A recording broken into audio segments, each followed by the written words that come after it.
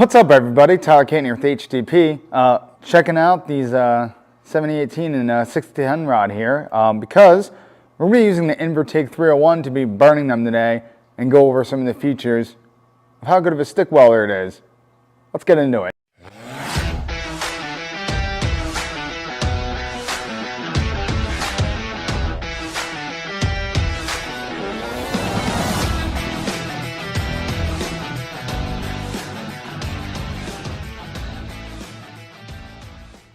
We're looking at the bottom here where all our plugs and connects are on the face of the welder.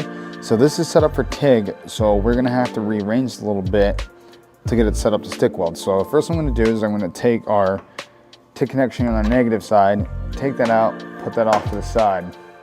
Then I'm going to take my ground clamp from the positive and put it over to the negative. Then we're gonna take our stinger here and we'll plug that into the positive side. Alright, so here I swapped over to stick mode using the select mode. We're able to switch over to AC if you need to burn any aluminum rods. Same thing with the TIG on mode, we're able to do pulse, and that's great for if you have to weld any kind of gap.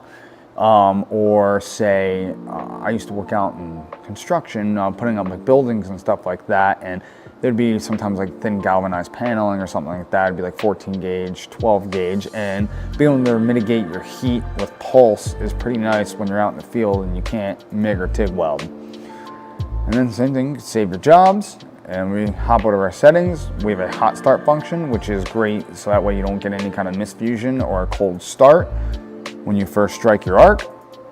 And then we have arc force, and that's like a temporary increase in the output current when you're welding if the arc's too short. It's really great for just like simple position welding and makes things a lot smoother. We'll be burning some of HTP's consumables. If you do need them, we do have them on our website. You can go on there and order them. So again, we're gonna be doing some simple just 6010 run and a 7018 run. And I'm just going to be using a 1/4 inch material, making a T-joint.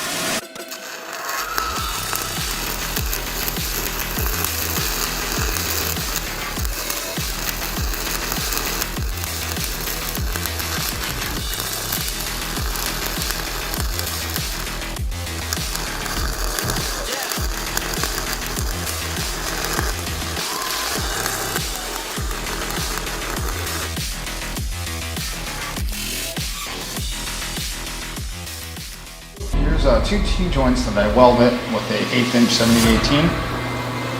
This one on the left here I did at 125 amps, and this one I did at 135 amps.